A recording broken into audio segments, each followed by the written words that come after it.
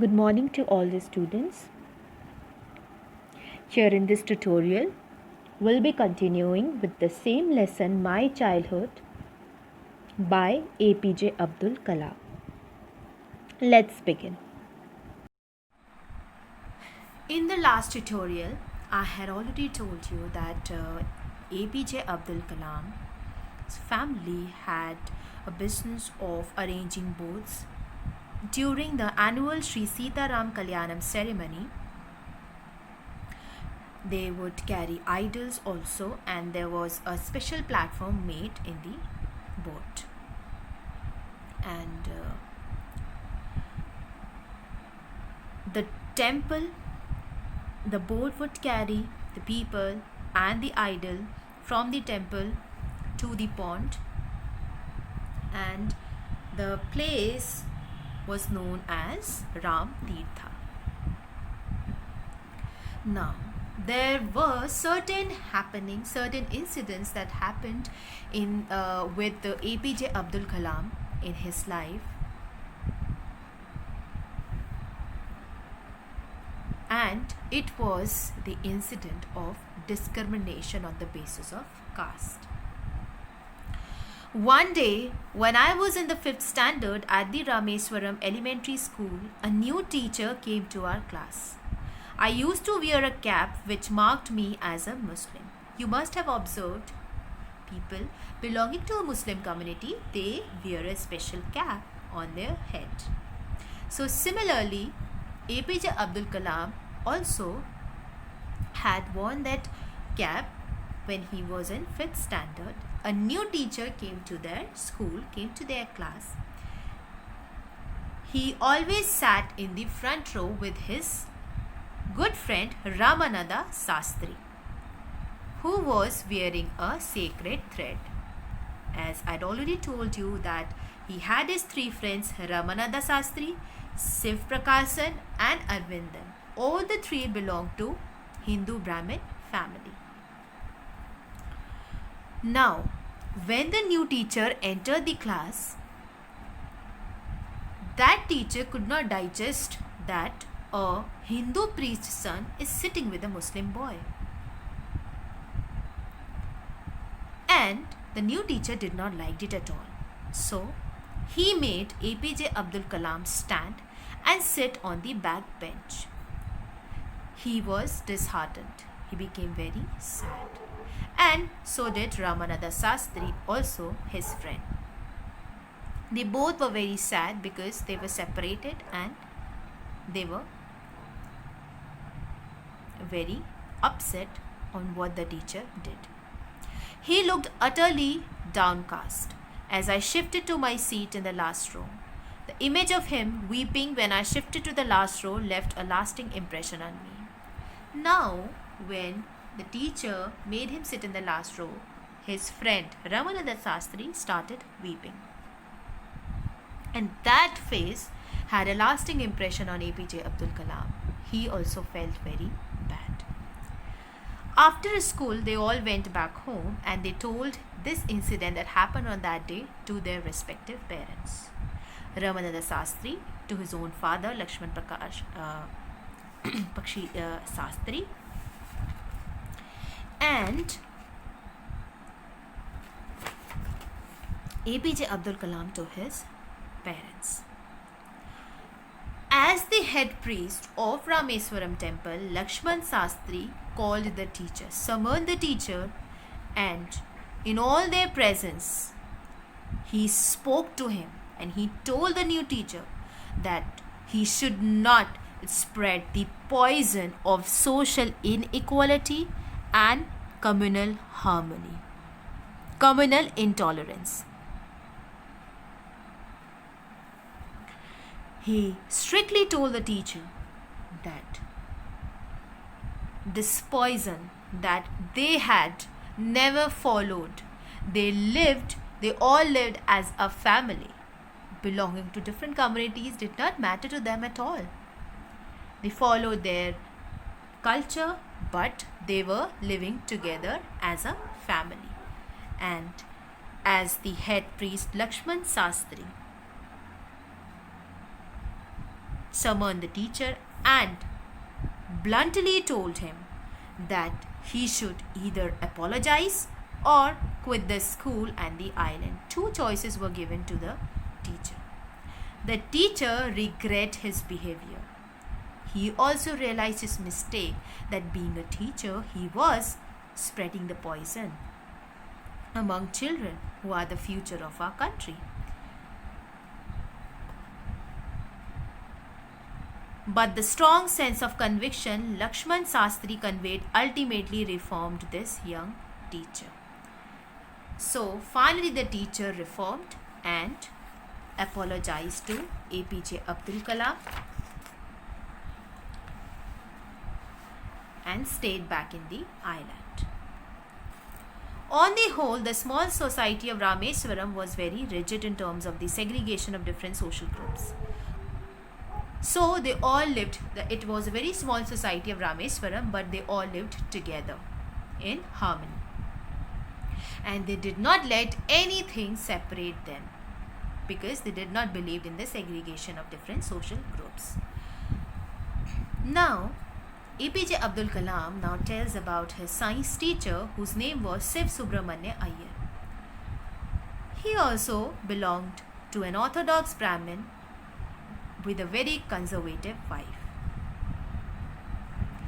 He did his best to break the social barriers so that people from varying backgrounds could mingle easily.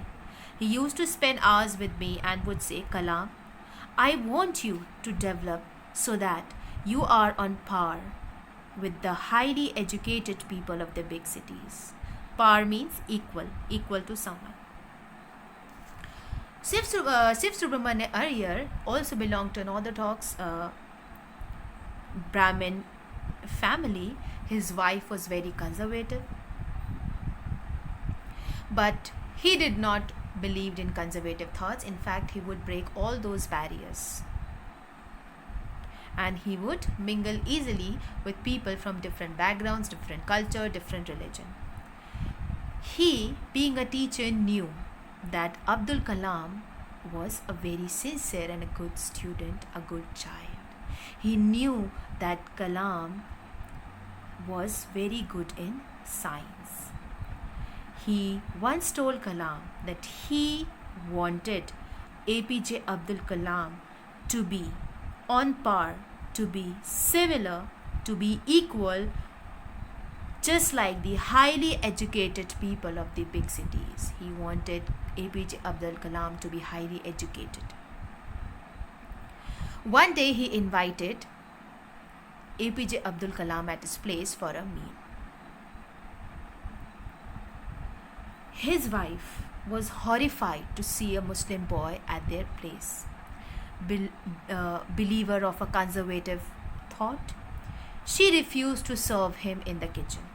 She went out of the kitchen, but Siv Subramanya Iyer was not at all worried. He himself stood up. He did not get angry on his wife. Instead, he served APJ Abdul Kalam with his own hands. He served him food and just sat beside him to eat with him. His wife, though, moved out of the kitchen, but she was standing near the door and watching both of them eating food. He ate rice, food, drank water, and then after finishing up the meal, he cleaned up the floor. And Siv Subramanyam Iyer's wife was observing him near the door, from the door. Now it was time to go.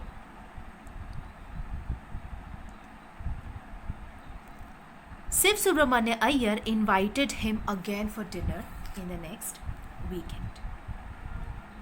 APJ Abdul Kalam hesitated at first because he was not comfortable.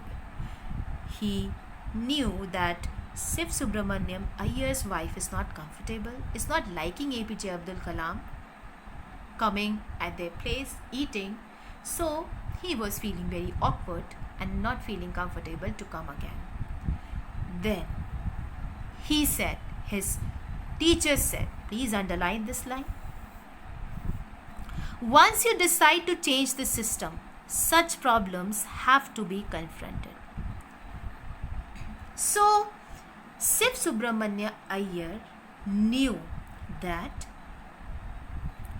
the system he's talking about is discrimination on the basis of religion. He told that if you want to fight this system or any system, problems will definitely going to occur in the beginning.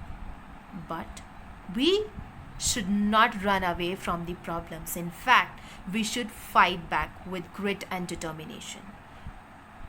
Because one day we are going to succeed. Definitely it will take a time. All of a sudden a system cannot be changed completely, cannot be reformed. It takes time for any system to be reformed, to be changed. But we should face it. We should not run away from any kind of situations. In fact, we should confront it with determination, and slowly and gradually it will change. The system will definitely change. When I visited her house the next week, Siv Subramanya Iyer's wife took me inside her kitchen and served me food with her own hands. Now, when he visited again the next time, there was a drastic change he found. He saw that Siv Subramanyam Iyer's wife was herself serving him food with her own hands and inside the kitchen. So this was the change that was brought up in the wife of Subramanya Iyer with the thoughts of his science teacher himself. He did not scolded his wife. He did not get angry with his wife. In fact, he made her understand and remove this social barrier. He break that social barrier, that system in his own house. And that could be seen just after a week when APJ Abdul Kalam was served with food by her or by his wife. The Second World War was over. India's freedom was imminent. Indians will build their own India, declared Gandhiji. The whole country was filled with an unprecedented optimism. Unprecedented means never having happened or existed before, never existed before. I asked my father for permission to leave Rameswaram and study at the district headquarters in Ramanathapuram. Now the Second World War was over and India's freedom was almost certain to happen. It was going to happen. Gandhiji declared that Indians were going to build their own India now, because the British rule will going to get over and Indians, whatever sources they were left with, they are going to build their own India. The whole country was filled with never-ending optimism, with positivity all around. He then asked his father for a permission to go in the district headquarters in Ramanathapuram for higher studies, for further studies. Let's see what was the reaction of his parents when he asked for a permission. His father said aloud, Abul, his father would call him Abul, I know you have to go away to grow. Does the seagull not fly across the sun alone and without a nest? So his father was a very highly matured person, though he did not had much education, but he was a visionary person. He told his son that I know, Abul, that you have to go away to grow, to develop, because just as a seagull also flying across the sky without parents, alone, without a nest, that creature also alone is flying across the sun to grow, to learn how to fly, to learn how to catch a prey. So why not you? Of course. So he readily accepted the decision of APJ Abdul Kalam to study at the district headquarters at the Ramanathapuram. His mother was little hesitant at first. So, APJ Abdul Kalam's father quoted Khalil Gibran. Khalil Gibran is a very famous Lebanese American writer and a poet. He quoted this line. Children, this line is just beautiful, written by Khalil Gibran. Your children are not your children. They are the sons and daughters of life's longing for itself. They come through you, but not from you. You may give them your love, but not your thoughts, for they have their own thoughts. See, students, parents will always be worried about you because they do not want their children to make the same mistakes like they did. As a means of protection, they want their children to be safe from the harsh and cruel world. But at first, yes, they have the right to take charge of the lives of the children, but not completely. Yes, parental support is important, but to a certain limit.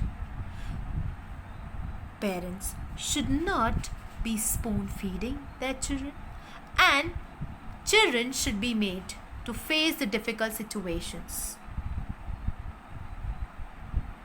because with this way they will be able to see the consequences of each action. They'll be able to make decisions, be it good or bad. At first they will commit mistakes, but it's not a problem because like this they are going to learn.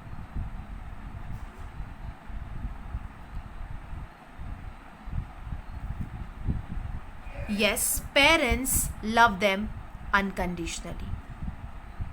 Parents love their children unconditionally. Parents are just a mere tool for their children to grow and develop, but as free, healthy, and happy individuals. Support from the parents will always be there throughout the process, throughout your life, to fulfill your dreams and also your expectations. They are going to love you unconditionally, but children must be given freedom to choose their own path, to explore, and they would do better without any pressure because they would be given freedom and expression of their own needs. So here is a beautiful line by Khalil Gibran, mentioned by APJ Abdul Kalam's father, beautifully written by him, that opened APJ Abdul Kalam's wife's eyes. And now you know this renowned scientist, personality, politician, the missile man of India. Thank you.